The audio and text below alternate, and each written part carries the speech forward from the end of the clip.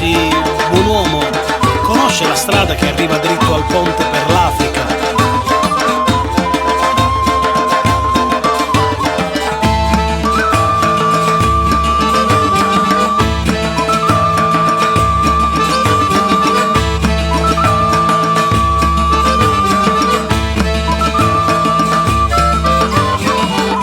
Senta, gentile signore, conosce per caso il cammino che porta al Barco per l'Oriente?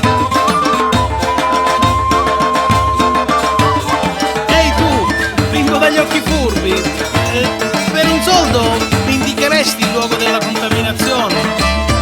Ah, ascolti, signor vecchio, mi sono perso. La via della saggezza popolare?